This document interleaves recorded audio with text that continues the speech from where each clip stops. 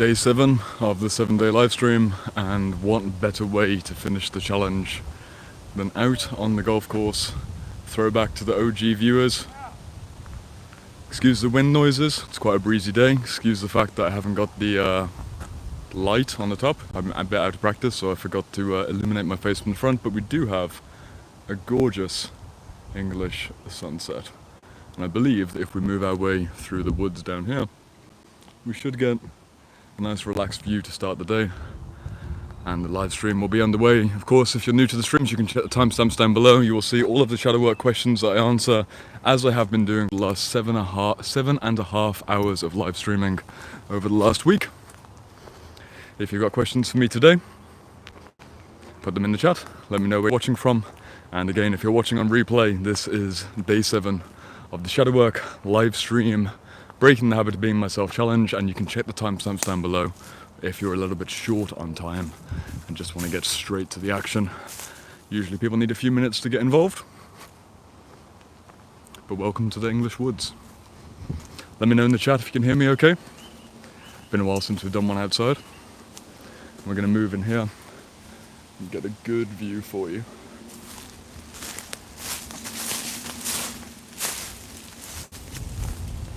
Yeah.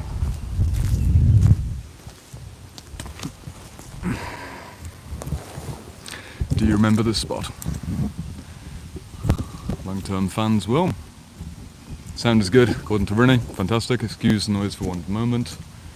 There we go.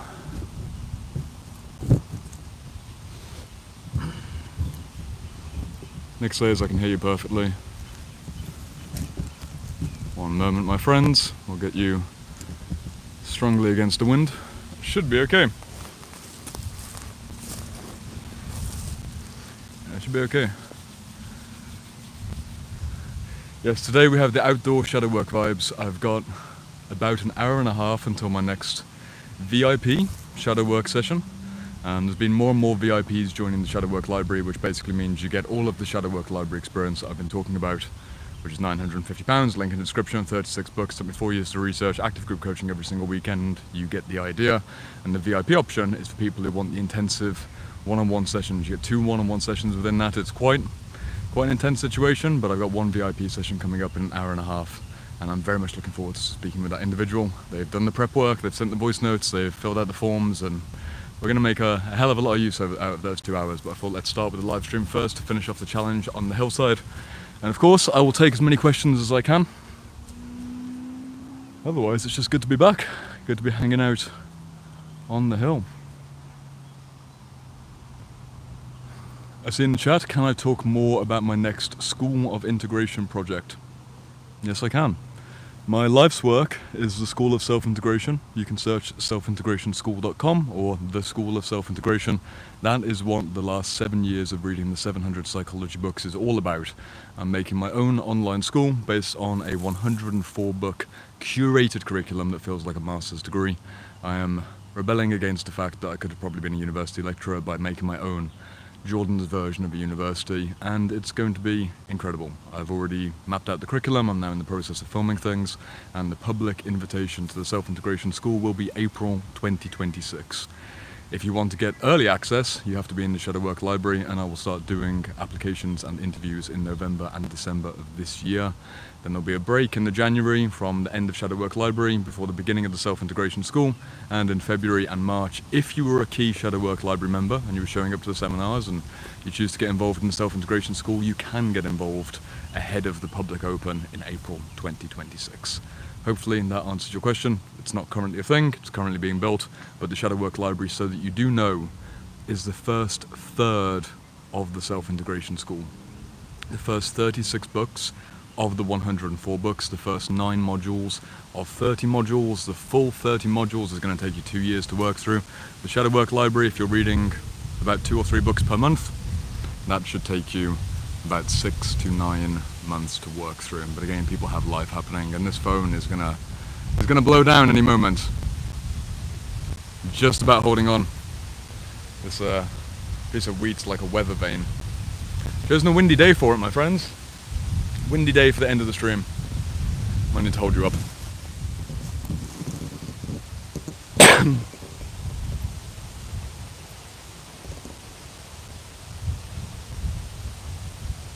Beautiful English countryside. Feel proud of doing 7 days of live streaming in a row. I've never been online for this many days in a row. And now to finally see what happens to my psyche when I stay fully immersed in my teacher persona is quite the gift. It's quite the windy gift.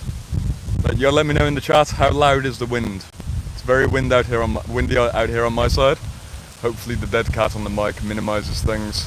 It's beautiful, but it's not live stream friendly. I mean, look at this. Look at that. It's really going everywhere. It's basically a hurricane, right?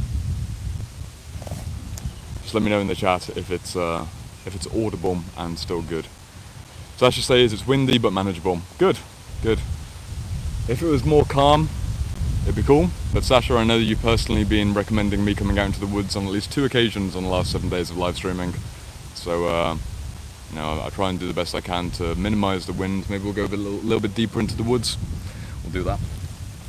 We'll get out of the firing range and start taking some questions.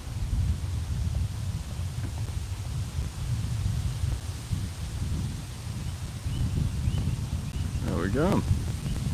Cool. Let's get away from the wind. Again, if you have any Shadowwork questions for me, leave them in the chat and I will answer them. We'll navigate our way deeper into the woods and away from the wind. There we go. That's much less windy, but it's less aesthetic. We have to make sacrifices in this weird online influencer live stream world. It is pretty. I know I'm just managing the wind. I know for the last few minutes I've basically just been saying the wind. It's because no one's given me a question, apart from the first question about tell me more about the self-integration school. If you give me questions, I can give answers. See, Billy's in the chat. People might know Mr. Clark's classroom. He is a top guy, great ideas, a more formal and professional teacher than myself. You should go check out Billy Clark on YouTube. He is an absolute don, key member of the Shadowwork Library, and a man of integrity himself. Very much someone you should go and check out if you're interested in the kinds of things I talk about on my channel.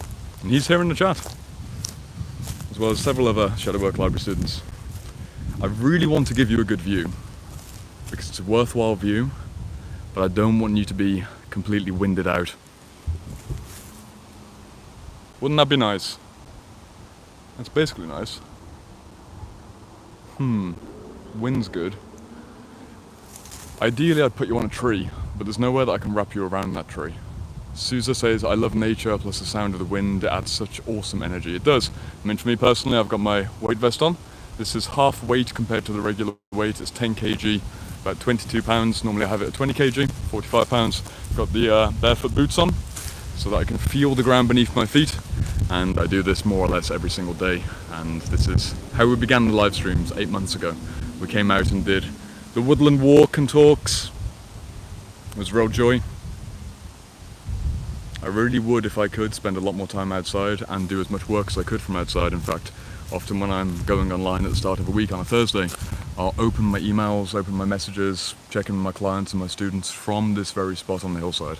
Literally from there. From that little nest down there.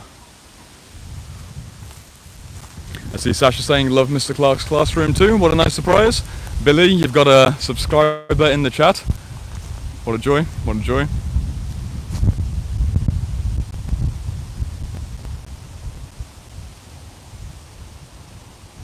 Great question here. Okay, we've got the first question. AVY asks, how can someone test if they've deactivated all or almost all of the mama and papa issues? If I can find a place to put you down, I can use my arms to gesticulate. But we're really not in good situation. I have to go deeper into the woods to get you away from the wind. It's not the best situation. The one place I could take you is like super deep in the woods. Let's try that. We'll try something completely new. This may or may not work. What I'm going to do is I'm going to take you deeper into the woods. The connection might go a little bit shaky. But I'm going to talk about how to know if you've gotten over your mother wound and father wound in greater detail while we walk and talk. So, in a general sense, today's questioner just asked how do you know if you're over your mummy issues and daddy issues? The best possible litmus test is that you have minimal triggering, projection-based emotional fluctuations that come out of nowhere. So when you're meeting men and women, you don't have, let's say, unrealistic expectations layered on too quickly, and you also don't have very strong, oh, this is going to be a nightmare. So, if you're in England, you know about the English nettles. We've got a narrow path flanked on either side of English nettles because it grows so quickly in this particular path. So I'm going to have to do a creative YouTuber angle to hold the phone up, keep my arms out the way of the nettles, and shimmy my way along the path while talking about how to heal the mother and father issues. Let's try it. I'll do this. This is why we have a selfie stick. Things I do. This is why we should have kept it in the library. This is why I did 6 days of streaming in the library before coming out here like this. Now we got that. Cool. You need to know what your mother and father issues are before you can know if you've healed them. This is ridiculous. This is silly. It's a very silly situation. If you don't know what your main mother issues are, for example, you always get triggered around females acting in a certain way, and the same for your father acting in a certain way, it's going to be difficult to know if you've healed from them or not. Again, understanding and identification of the psychological wounds will then allow you to know if you have healed the psychological wounds. We made it. We made it through the brambles, going underneath. It's a real adventure today. Don't know how much talking we'll actually get to do. It's basically just go on a walk with me. There we go. We are through. Get a view. Check that out. I see Rinny in the chat saying the nettles, we have them too, and I'm very sensitive to them. I loved playing with plants as a kid, and this was a nightmare. Sasha says shadow work phase, lost in the woods. Ren says love the efforts. Shadow Sister Healing says nettle is very circulation healing plant as well as a superfood.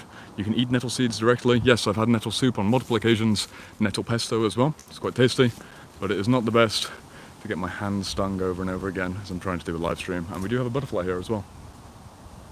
Multiple butterflies actually. We've got a nest of butterflies behind us. This is why it's difficult to do a live stream out in the world compared to a live stream in a library. If you've been tuning in for the last 6 days of nearly 8 hours of live streaming, you'll notice how different it is for me to do a live stream in the woods, obviously because I'm literally out in the woods, but navigating the physical environment, showing you the physical environment, keeping the angles okay, so now there's no wind, there's no wind, there's a train, but it's not as visually aesthetic. Compromises. But I think at this point, if you've been around for the last week, you've basically heard me say the majority of introductory level things about shadow work, and you've already heard me preach time and time again about what I believe to be the best shadow work course on the internet, which is my course, which I made. It took me 4 years to research and put together. We've got 125 members in there. More people joining every week, and you are welcome to join. We've got a bench here. Doesn't look like a good option. What I'm thinking is if I take you deeper into these woods, which is where the teenage boys cause shenanigans, we might meet some teenage boys, and there's a group of 13 and 14-year-olds that like to steal trash, set things on fire, all the normal laddie things to do. We might encounter them. Maybe they want to be on the live stream. That would be quite a treat. See what they have to say about shadow work. See if they've heard of shadow work. That'd be interesting. We'll find a spot. I'll put you down, and then I will be able to fully lock in and talk from the mind. Mitra says, hey Jordan, so happy this live is happening at this time. You're awake and able to join. I'm glad you're here as well. This is where we're going. We are going into the teenage boys' den. See the traffic cone? I always feel nostalgic. When going through here. See Shadow Sister Healing saying I look like the police. I'm gonna go and arrest the teenagers causing a ruckus.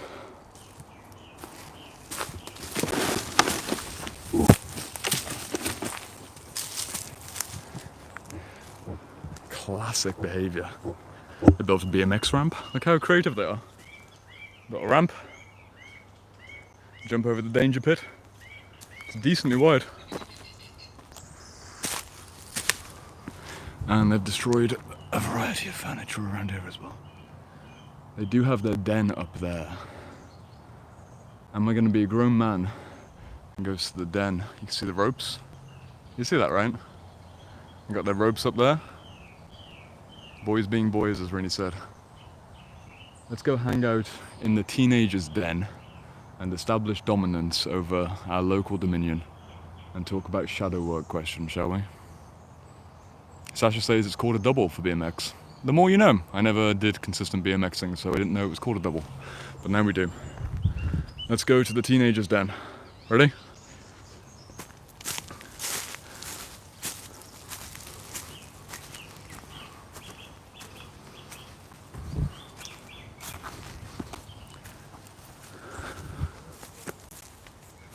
So what's cool about these guys is they made their den up there, and also they made a big ramp going down. And for a long time, viewers or fans of me, down there, in about 2020, 2021, was where I did a lot of outdoor movement, primal patterns, and dance. And now they've turned it into a little rope swing area. Not going to go on it because I don't trust this to support my weight, but nonetheless.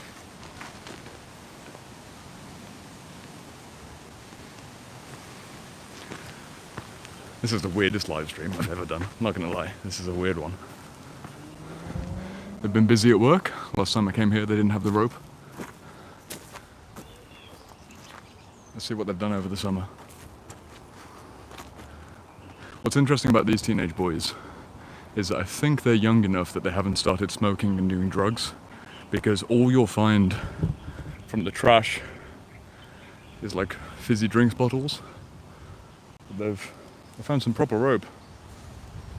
They destroyed all of the chairs that they had a few weeks ago, which is a classic teenage boy thing to do. This used to be nicer and have places to sit, and now they've destroyed all of their own chairs and thrown a bunch of rope in the tree. Which is a classic move. Maybe what we can do is we can use their rope for a creative purpose. Should I attach you to the rope? Could do. I could attach you to the rope. Ready? You're gonna go for a rope swing.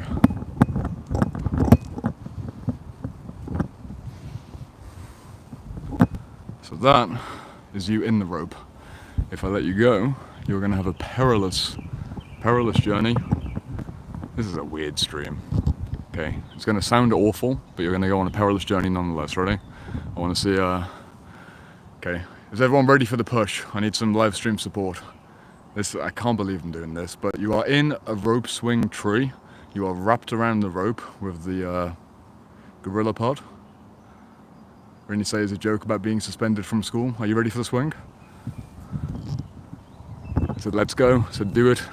Okay, let's see if it. Ready? Oh, this is. Shouldn't do this with your phone. Ready? Okay, it worked. I think I'm upside down for you.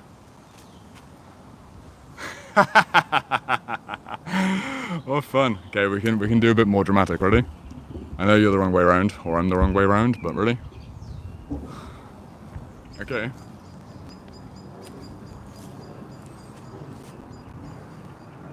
Hopefully you're feeling suitably seasick, and I'm giving you a whole new perspective on inner work. That's what this is all about. Maybe a bit of inner child play, a bit of inner adolescent play. Let's get you out of the tree. This is silly. It's my stream, and I'll do what I want. Because that's the point of building your own business, is that you get to play and you get to have fun. In addition to talking about very dark, very difficult, and very traumatic topics, what I might do is I might put you in this tree, and then we will start the stream for real, 20 minutes deep. I'll check the chat and see which kinds of questions we have coming through. There we go. This looks like it's working. Invictus said I haven't had a swing in ages. Thank you. You're welcome. got a dramatic bit of blue. Excuse the microphone sounds, I'm just locking you into this tree. Oh yeah. We'll get there. At least 15 seconds, we'll get there.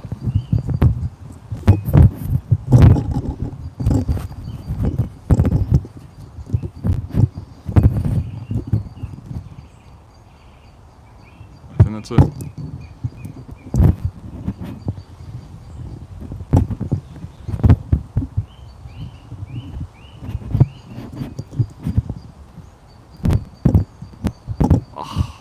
You're in a V tree like this, so 2 branches going this way and you're in the middle, and I've only got 3 tripod legs to use, and it's not the most balanced situation, but maybe that will work. I think that works. If anyone's joining live and you haven't seen how we got here and you're seeing me hanging out in the woods with what looks like a bulletproof vest in front of the big blue tree, this isn't my usual vibe. Today we are doing the final day of the 7-day livestream challenge. We've just gone for a swing in the tree, and now we're going to do some actual shadow work for the next 40 minutes. Is the audio still good? Has the microphone been kicked out in one way or another? Just give me an okay in the chat. I'm going to bring up the chat on my livestream chat monitoring phone, and we're going to do some actual Q&A. I see it all good in the chat. Thank you, my friends.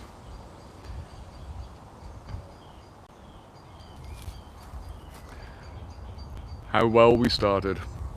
How well we started. It looked all clean and beautiful. You clicked on this, and look what you got instead. You've been clickbaited by a beautiful thumbnail. Good stuff. So, checking the chat. Let's see which question comes up. I see Shunya from the chat saying, "Hi Jordan, it's a lovely evening and I'm sitting in a woodland too. Looking forward to hearing about your shadow work." Me too. It's been 20 minutes of me fucking around, so maybe we'll do some actual work and teaching right now. I see Mitra saying, "Nice synchronicity. I've been connecting with my teenage self this past week."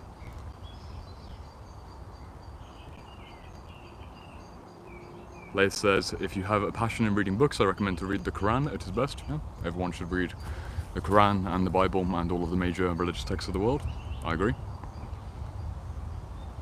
Chris is here in the chat. Chris, good to see you. Well, after talking about the sexual shadow, it was only suitable for you to tie us up in a rope. Chris, that's the spiciest comment we've ever had in a life. Chris, I didn't think you'd do me like that. Last night we did do the sexual shadow stream with the dark, moody library with the candle, and today we're doing a bit of a... Everyone's getting tied up in the rope today. What a joke, what a joke. If I didn't want to be an absolute tit, I'd go for a swing myself. It looks like it's relatively strong, but I'm not going to risk it on live stream. Although if I were to go out and break my neck, I'm at least glad that I die doing what I love, and in this case would be dying doing a shadow work live stream. But if I did die in a shadow work live stream, I wouldn't be around for Sunday's seminars coaching call, which means that people wouldn't get their money's worth, would they? Would not get your money's worth. So we'll just tie the audience up analogously, Chris, as you've said. But that's a spicy comment. Pedro says, "Sitting on your porch chair, watching the sunset, already below the horizon. Fantastic." Rimney said, "Chris, saying what crossed my mind." Wow. Invictus says, "Some digital shibari." LOL. And Sasha has a good question. "How early would you consider to start shadow work? I was thinking about teenage boys as a reference." That is a great question. Okay, leave the rope and do some actual chat. I've seen situations in communities when I've been traveling around Europe. If you don't know, I spent 2 years traveling around Europe, and I saw a lot of very intentional homeschooled children. And within these intentional homeschooling communities, the kids are very aware. If you've been homeschooled, you know what it's like to be in that homeschool community. If you went to more public school situations, it's a whole different world in terms of how they think, how they're taught. If it's done well, of course, it can be done bad. There's pros and cons to homeschooling. But I had the pleasure of meeting very aware children. I remember being in... where was I? Was I in Portugal? I think I was in Portugal. I was in Portugal working on a semi-off-grid farm where we were doing eco building, so building a literal place out of dirt and straw, and it was long sunny days, and one of the neighbours had, I think, a 4 or 5 year old girl, 4 or 5 year old German girl, and I have just enough German to be able to communicate with a 5-year-old, which is useful. But this 5-year-old girl was more conscious than some 20-year-olds that I've met. I remember that we were doing some work, we were carrying some heavy logs or something like this. It was some heavy planks, it was me and 2 other guys, and this girl was running around, interestingly, amongst the nettles. She was barefoot, and she stood on one of the nettles, and I couldn't understand the exact things of what she was saying in German, but rather than going into tears and having a meltdown, she calmly went over to her mother and said, "Mama, Mama," and then, look at this, and then she did her foot and she had a nettle and some kind of thorn inside and said, "This is hurting me and I'm going to fix this," and then calmly went over, sat down on the log and pulled the thorn out of her own foot, and then just went back to play. The level of resilience that I saw in that child, and it was quite like a big thorn, it was bleeding. No tears, just really competent and then instantly very playful. That was the first example of seeing this girl in pain. Over the next few weeks, occasionally I saw this girl again, and the kinds of questions that she would ask, I didn't fully understand them in German, but I had someone who translated, like, where am I from and what do I do for work, and all kinds of... I couldn't remember the exact essence, but when you have really switched on children, they will ask... I'm conditioned by the golf balls coming in, because the golf course is over there, and I just heard something hit off the tree, so just in case I got hit by a golf ball. Very young children, what I'm trying to say is, if they haven't been negatively conditioned by society, they maintain their curiosity about the world and the people they encounter, and about their own inner world, and it's never taken away. So if we're asking the question of how young should someone be before doing shadow work, well, part of the question would be, well, what age does a shadow form? That would be during the ego formation stage, so roughly around age 3, age 4, age 5, parts and subpersonalities start forming within the ego structure, and probably at that point, you could then challenge a 5 or 6 year old on black and white opinions, which would be basically a child-friendly version of shadow work.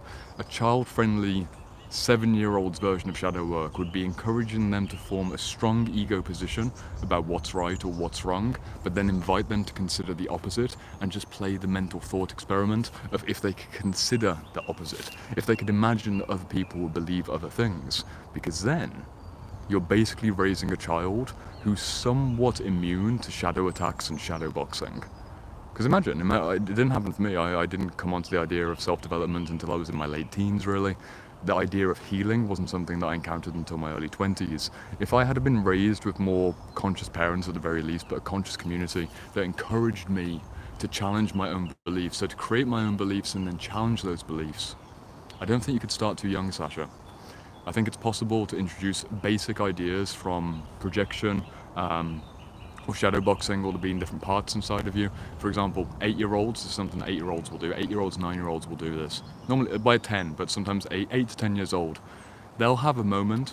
You can remember this moment. Actually, I'll make it a live stream moment that everyone can relate to this.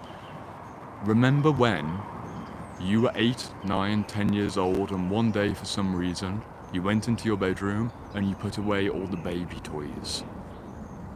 There was a certain moment where that happened for every single boy or girl. You put away the baby toys. It might have been a stuffed bunny, it might have been a certain car collection or a doll's house or something like this, but you self-initiated into being like a big boy or a big girl, and you had a private moment where you put away the babyish things based on your own perception as a young being. From my perception, that's the forming of an inner child part within a child. Because that inner child, the baby or the younger boy, younger girl version of who they used to be, is now distinctly in the past and is a version of themselves that they can relate to and are also differentiating against. Right? If you can remember in the chat, please do put a moment when you put away your baby things, or you put away the little boy, little girl things, and you became the big boy or big girl. I can remember having a moment, I think when I was, I would have been 9 or 10, when I got all of the old Pokemon magazines, and they were all over my room, and I put them into a bin bag. I remember like getting rid of the old Pokemon magazines because I felt like they were babyish. And there were other childish toys as well. I think the Duplo rather than the Lego. So Lego is the small piece of Lego that are more technical, but the Duplo is like the big oversized Lego that you give to toddlers. And I remember getting rid of the Pokemon magazines and the Duplo and putting them in a plastic bag and then throwing it out my room as a young boy because I was differentiating. I'm a big boy rather than the young boy that I used to be. Very classic moment. I can hear people coming around. So I might move on. Quite embarrassing. If the teenage boys are coming, I'm not scared of the teenage boys, but if we're in the flow of high level psychology and then teenage boys are coming to fuck around, I don't want to get in their way. You never know how people can respond. So only give them their space.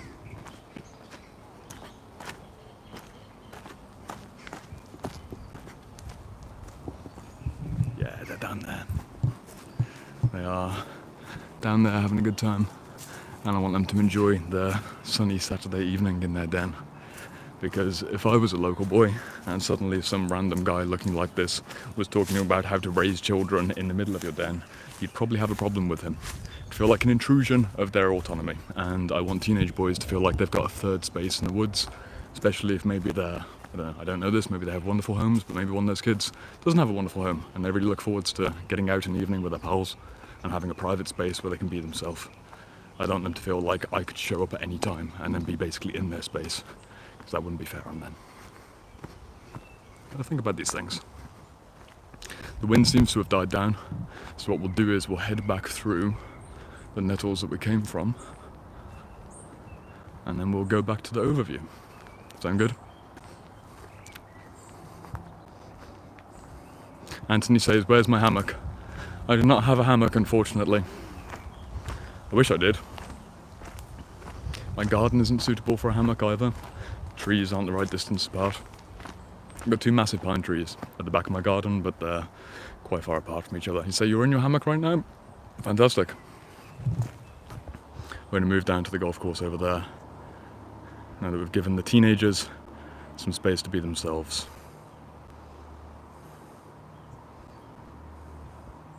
Checking the chat. Rennie says, "What happens to people who are forced to say goodbye to their toys prematurely?" Great question, Rennie.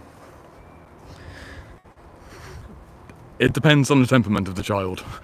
If someone was forced to grow up too quickly, and they're a classic case of parentified child, or the child who needed to be an adult too quickly, obviously it causes traumas and resentments and all kinds of patterns around parental enmeshment and codependence, which are age inappropriate. But there are also instances from around the world where children just naturally grow up quicker than other children. Childhood itself is only really a concept that goes back to about the 1850s. If you're thinking of old Victorian England, Charles Dickens, children working in the factories, childhood for a really long period of time, for most of the ancient world and the Middle Ages, wasn't as clearly defined as a time of play.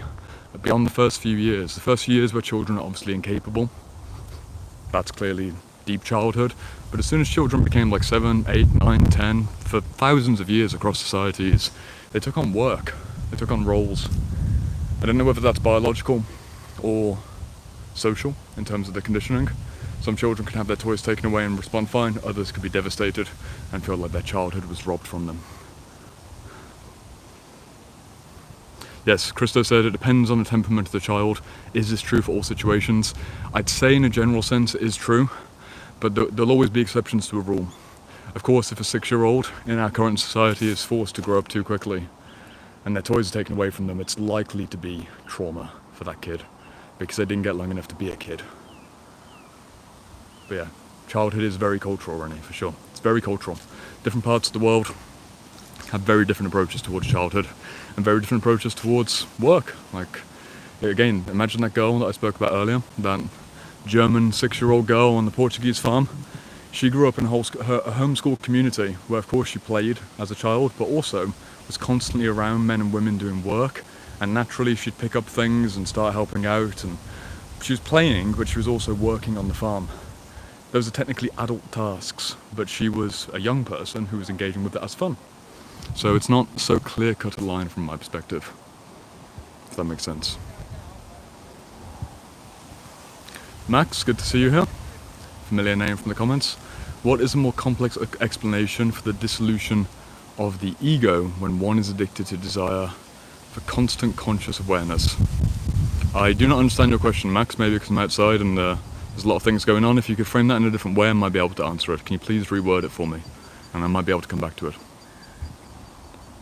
Sasha, you got a second question. Any books you would recommend studying child development and helping them? Yes. So within the realm of conscious parenting, there's a variety of approaches that work quite well. The two people that I'd recommend researching are Rudolf Steiner and his Waldorf methods, the Waldorf schools in particular, and Maria Montessori. You may have heard of both Montessori schools and Waldorf schools, but if you actually read the original textbooks from Steiner and Montessori, you'll come across some really high quality child psychology. Alice Miller is also good to read, The Drama of the Gifted Child. Also generally looking at conscious parenting and playful parenting as search terms, you'll find a wide variety of pretty good resources. If you're joining live, we are heading back on ourselves through the nettles. I have to hold you up high so I don't sting. There we go, this way. There we go. Things we do for entertainment. Things we do. There we go. Should be okay. Cool. We made it. Miss Honeybee 22, I appreciate your enthusiasm and I've appreciated you liking and sharing and subscribing, but it actually makes it more difficult for me to do my job as I'm doing the live stream because the chat disappears quickly. So if I could ask you kindly to stop the promotion for a bit. You've been fantastic, but it makes it literally difficult for me to manage the chat, but I do really appreciate what you're trying to do here. I'm going to try and set up just over here. He said, I apologize so much, don't worry about it, you're trying to promote and I genuinely appreciate you. I just can't manage the chat when I'm seeing too much all at once. See, Myrna saying Steiner and Montessori are the best. Yep, I agree. Zarvan says, Jordan, I've been following you for years, trying to get my first therapy session. Any tips? Thank you. Not really. Not really. The way that I'd go about organising a first therapy session is that I'd find a therapist who has a social media profile. I'd either have a reference but based on someone that I know. So Rini says it's too windy. That is a shame. We'll go back into the woods a little bit and hopefully it'll work over here. But this is the reason that we moved out of the hillside to begin with. It's just beautiful with the sunset, didn't want to miss it. Such a shame. Yeah, what I'd do if I was looking for a first therapist, I'd look for references from friends or colleagues who've been to good therapists, so I'd go off the referral route. Or I would find someone who has social media and basically spend, 4, 5, 6 hours with them, see if I like their personality, see if there's a good compatibility, and then I would reach out to them. That is incredibly important for me, and also I find it's what most people do before they start working with me as well. They spend months watching my content before then reaching out. What a beautiful spot. Beautiful spot.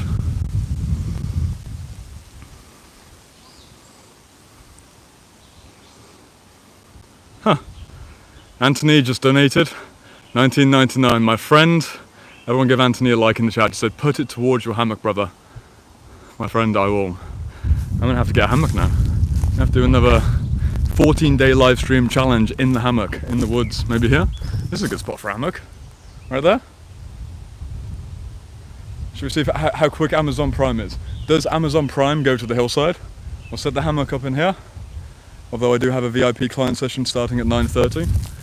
I'm sure they'd understand that I've sacrificed things for the greater cause of the hammock live streams. Anthony, your top priority. I appreciate you. All jokes aside, I will obviously make sure to go back down and meet my client responsibilities when the time is right. We've got a little bit longer left on this live stream, maybe about half an hour before I need to head back down the hill and get ready for that session.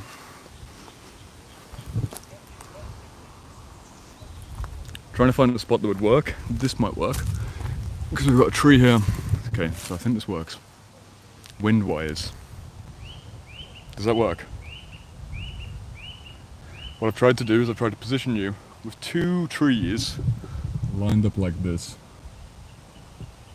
So you've got a nice wall of wind coverage. Yeah, it's Ash Sage up. Okay, we found a spot. If you've been here for the whole live and you joined me from the teenage boy hangout, doubling through the nettles, I appreciate you. Let's see what we can do over the next half an hour. Which questions are going to come up? If I missed your question from earlier on, please do let me know. Max, you rewrote your question. Let's start with you. You said, I'm going to lean down. Hold this up. There we go.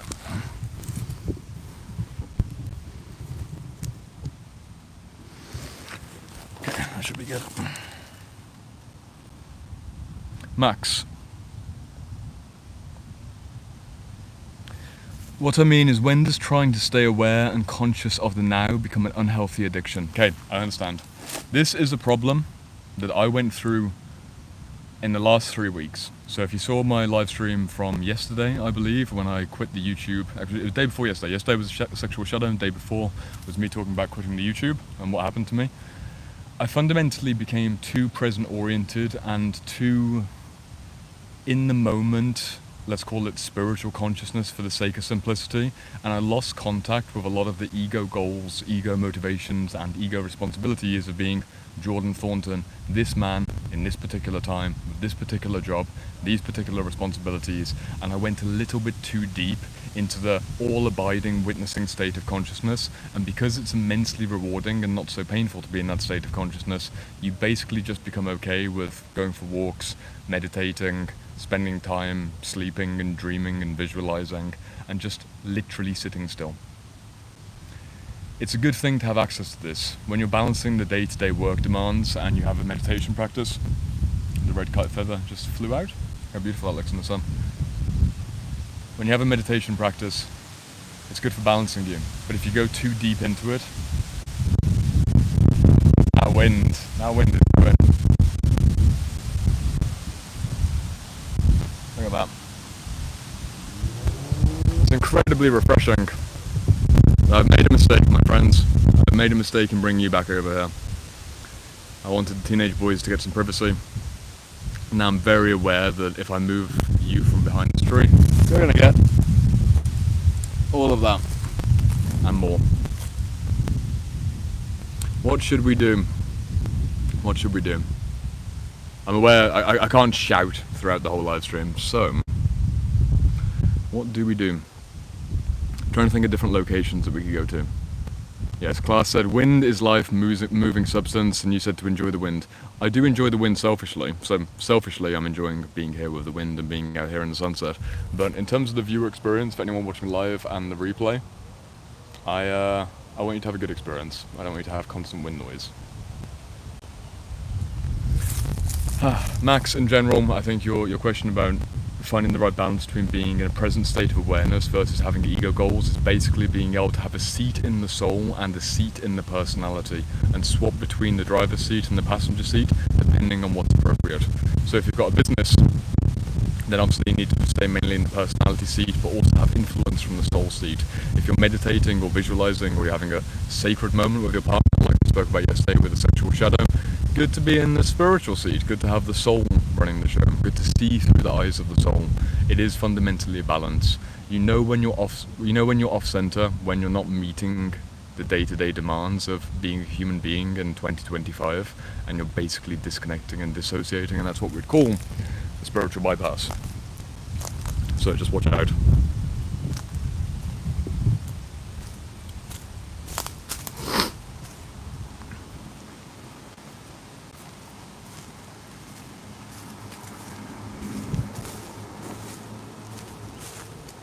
A few insects on me, I apologize.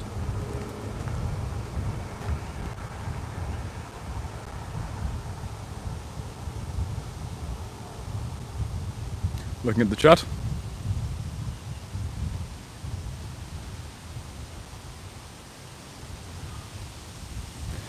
Jordan, therapy is scary, says Zaravan. Everybody says you should have a connection with your therapist. I literally can't connect to anyone in short feeling hopeless. My friend, I can't give you specific advice in a live stream. I'm sorry that you're feeling like this, but I don't know enough about your situation to be able to give you anything other than a platitude of don't give up hope, and you can find a therapist that would work for you. If you're limited in your search in terms of looking for therapists, try looking for coaches, look for counsellors, look for local peer support groups, look for workshops and environments and communities, and maybe even therapeutic festivals. Find something that's not necessarily the therapist that you're going to work with for months and years, but someone or some situation that would work as the middle ground, something like this, that could hopefully help. But good luck. I'm sorry it's been tough for you.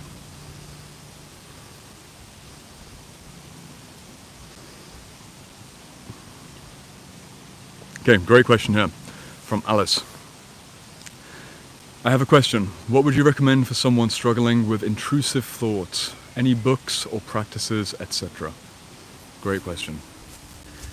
When I've worked with clients who are struggling with intrusive thoughts, particularly in terms of inner critic attacks, so they're particularly intrusive towards themselves, so they're either hating on themselves or the inner critic is projecting in a catastrophizing way towards something that may or may not happen in the future, the best simple starting point is to not focus on positive reframe. For example, I'm a piece of shit, my life's a piece of shit, everything's going wrong, the world's going to end, I'm going to die in a car crash, whatever the intrusion might be. My partner's going to cheat on me, my son or daughter is going to be shot up at school, all these really quite catastrophizing thoughts. Don't try and make them positive. I gave a random example there, random series of examples. Don't try and make them positive. So my child's at danger at school, don't be like, my child is lovely and safe at school. If you're going from I'm a piece of shit, don't go to I abundantly and unconditionally love myself. If you're from my partner's going to cheat on me, don't go to my partner is eternally committed and would never possibly cheat on me, because you're overcompensating and it won't work.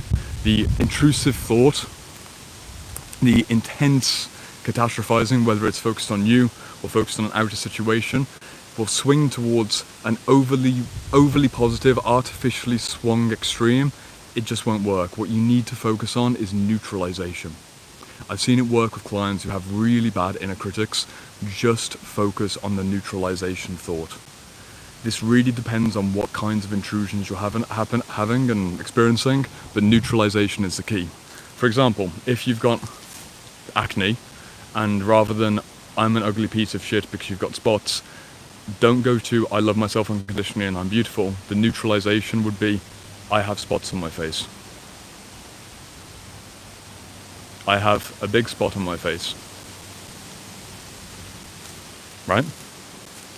Sounds dumb to say out loud, but that, if you're struggling from intrusive thoughts dozens and dozens of times a day, to be in the practice of neutralizing the negativity or the intrusion as an automatic split-second response will actually improve your mental health. I've seen it work for clients. It takes a while to build it up over time, but if you do maintain this for weeks and months, depending on what your particular repetitive intrusions are, you can learn how to neutralize the ones that you always go to.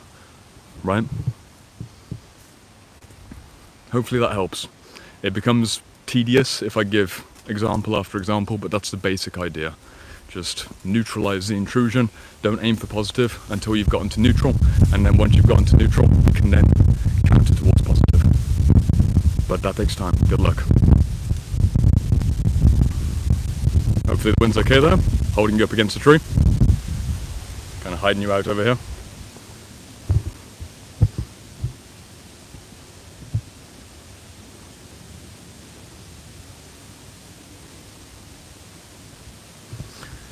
Rick Cat says, how can I tell whether I'm hearing my intuition, my higher self, or my shadow when I reflect on a big decision like whether to stay in a relationship or leave? Fantastic question.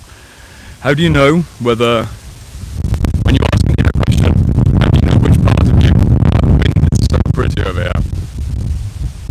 I'm not learning my lesson because I want to walk around rather than hanging out randomly at the back of this path. Ideally today what I planned was to go for a long route up around the golf course, take you into the sheep field, see the sheep, but today we are merely wrestling with the elements. Sasha, if you're here in the chat, I blame you for encouraging me to go to the woods multiple times. It's all your fault. I'm going to give you the shadow blame, the shadow boxing projection. I would have had a nice calm library live stream. And instead we've got all of this chaos and all of this conundrum. Kidding, my friend. Kidding. I see the rock hands emoji. Exactly. How do you know when you ask an inner question, whether it's your higher self, your lower self, your soul, your intuition, or some other part which is giving an answer? Fundamentally, it will take time. You'll have to ask the question on different days, in different moods, and journal in different ways as well. To understand whether it's your soul that's responding, or a part, or a subpersonality, or a shadow entity, requires you to basically ask the question in different moods throughout the week if it's a big question. So if you're asking a big question of yourself, such as, should I quit my job? Should I exit my marriage? Should I make a major move across the country or to a different country? You will notice if you ask that same question every single day for 2 weeks straight, you will get different responses. So that's the baseline reality for most people. You won't always get the yes or the no. There's going to be different degrees of yes and no that you receive. The way to test whether it's soulful and intuitive or more rational is to really be body aware in terms of body scans. The deeply intuitive response usually creates a feeling of truth in the heart and in the mind. The deeply instinctive response will usually create a lower belly, gut kind of feeling and also a bit of heart, not so much mental activity. And the rational, logical response is mostly in the head. This is easy to experience if you're skilled in meditation and you're basically kind of healed in terms of you haven't got active trauma working through your body. It's easier to notice if you ping out a message and you get a response coming in, if there's a clear pipe, basically you're not clogged up with old trauma. If you're in the middle of your trauma work and your shadow work and you're trying to find answers, you need to basically keep testing over multiple weeks in a row. There's nothing more I could give you in a general sense than that. You will find answers in your body if you choose to listen over time. General advice, but only so much I can do on a live stream with a general question unless I knew your particular situation that you're asking about. You feel it in your heart, you feel it in your guts. The intellect, the intuition, and the instinct, there's 3 different centers of decision making, at the very least.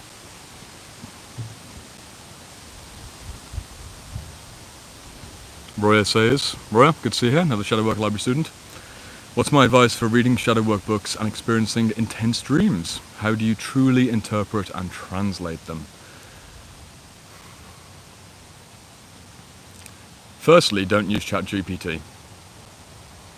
Don't run your dreams through ChatGPT. Don't Google your dreams. I put a post up over a year ago, I think a year and a half ago on YouTube. Stop Googling your dreams. Just remove all possible pinging of what does this mean in a dream, or I've seen some people taking their entire dream and running it through ChatGPT.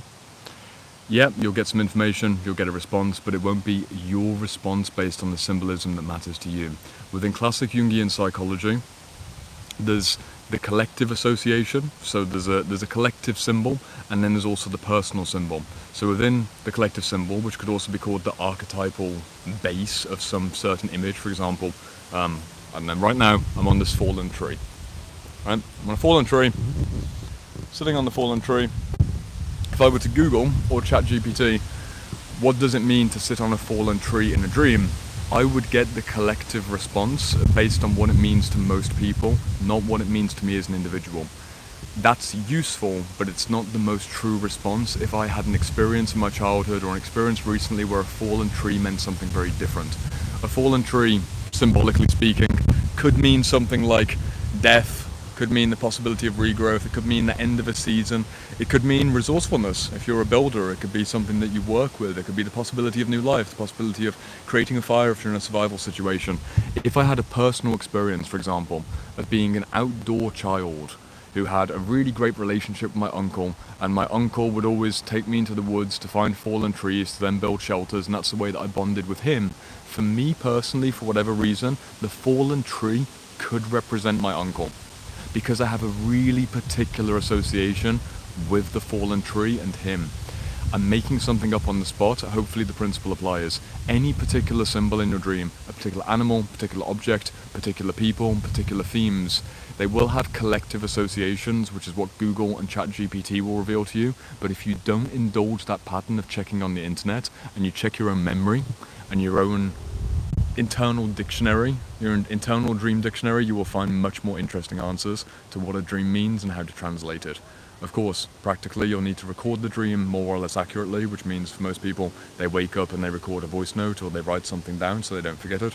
And then you'll also need to make 15, 20, 30 minutes to probably sit down or go for a walk with it and think about it while you're doing something else. When I have a particularly strong dream, I will often come up here, up onto the side of the golf course, and I will just sit just over in the wind. I'd go and sit there right now, but the wind will hit me hard. I'll sit there, I'll look over yonder horizon, and I will just ask, what does this mean for me? And that should be enough for her. Hopefully that gives you a base. And again, looking forward to seeing you in the Shadowwork Library seminar sometime soon. We can definitely continue the conversation on dream symbolism and how to properly translate intense dreams when you're reading the books, because I know part of your question is also what do you do when you're reading the books and your dreamscape gets more and more vivid. It tends to be the case. Anyone who's watching this live or on replay, you notice that if you're reading deep psychology books, your dreams tend to get richer, especially if you're sober, especially if you're healthy. You will just get more and more information fed to you. You're ready for it. Invictus says, great question. I always Google, LOL, but the interpretations are too general and often don't resonate. Yeah, I agree. Don't Google or ChatGPT your dreams.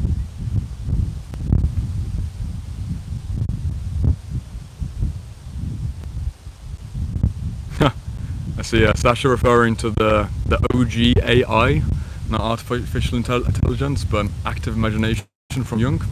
Damn right. I'm going to give you this view for just a moment, and I'm going to check the time. We've got 10 to 9. I've got 10 minutes left on the live stream until I need to go back down the hill and get ready for this VIP Shadowwork Library session with one of my new students. If you want VIP sessions with me, any prizes for guessing where I'm going to point you towards? The description! The link in the description! You can buy the Shadowwork Library, which is fucking great, because people say it's great, and I say it's great, and I've spoken about it non-stop. And you can also buy VIP packages if you've got extra money to invest in yourself, and you want to work with me personally one-to-one, and basically get a cheaper alternative. It's not a 4-month mentorship, but just get some intense focused double session, 2 hours per session with me, as an individual will be in about 40 minutes time.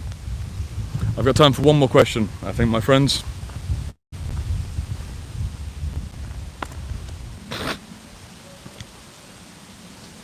One more Shadowwork question would be fantastic. Something interesting. Let's have a look.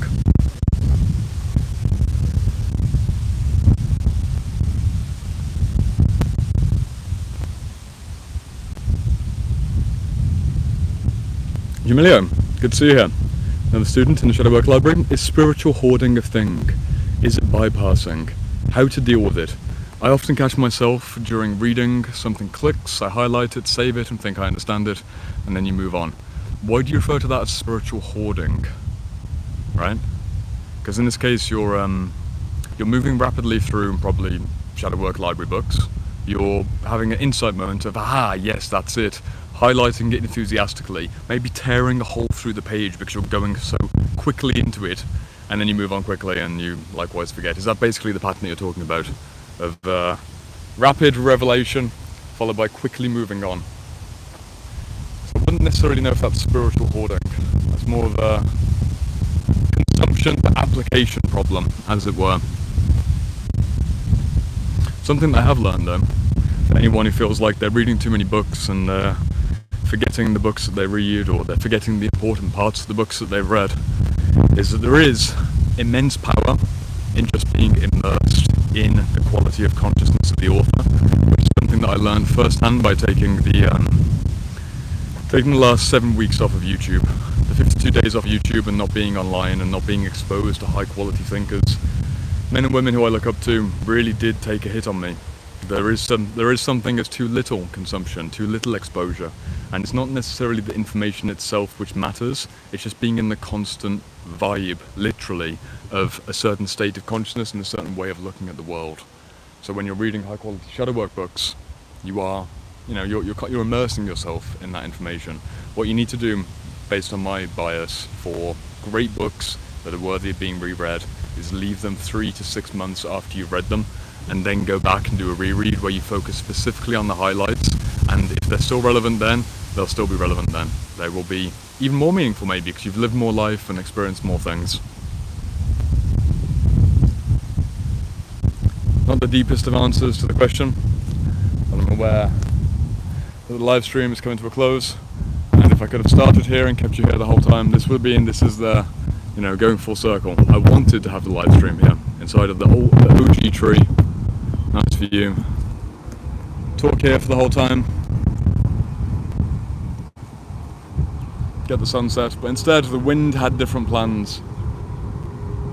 When the weather changes, whether it's literal weather or the emotional weather within, your moods, your depressions, your anxieties, you have to adapt.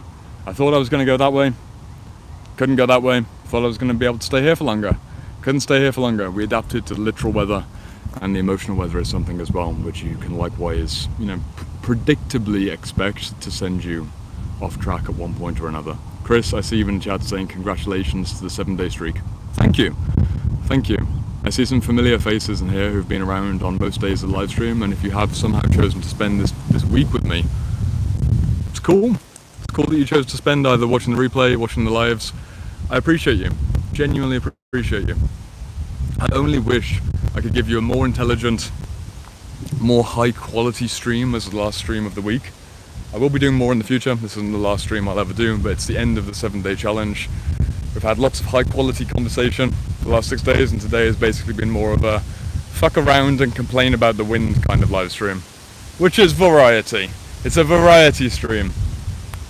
And if you can't have fun, have you even done the shadow work? If you can't adapt to the winds, might be a bit too fragile, but we've had fun regardless, even if it hasn't been the best viewer experience. Of course, I do apologise. I'll be more aware of the outer weather on the next live stream opportunity. Jamilio says, thanks, I think there is some thought going on during highlighting which makes me think of my hoarding tendency. Gotta think more on this. Yeah, definitely. I mean, again, you're a Shadowwork Library student, so you can submit this as a question for a Sunday seminar, and we can talk about it together for half an hour, 40 minutes. You, me, and the other 20 or so members that will be there for the call. We can unpack it. In fact, I'd love to do that. What does it say on this tree? Huh, can you guys see what it says on there? Look at that. It says, I can't read it out perfectly, but I think it says, click the link in the description and buy the Shadowwork Library. Can't believe it. Can't believe, God works in mysterious ways, my friends. What a synchronicity. Well, you wouldn't expect to find that on a tree, would you? Can't believe it. Well, what more can I possibly say? That's the end of the 7-day challenge, my friends. I appreciate you all being here. The Shadowwork Library is the best place where you can find me. We're going to head down towards the sunset. The wind, we're going to walk off like the end of a movie. We're going to get taken out by a golf ball. And I will see you, maybe, hopefully, fingers crossed, in the Shadowwork Library, because I want to form a fucking relationship with you beyond the comment section on a live stream and actually talk to you every single week for the next 6 months, because I'm a coach and I love this work and I want to fucking help you deeper than I can help you on a live stream. Maybe that's my yellow flag. Neither a green flag nor a red flag. I'm aggressively optimistic about your inner work. I wish I could have done the whole stream from out here, but we are ending with a red kite in the sky. This feather is from one of those birds of prey.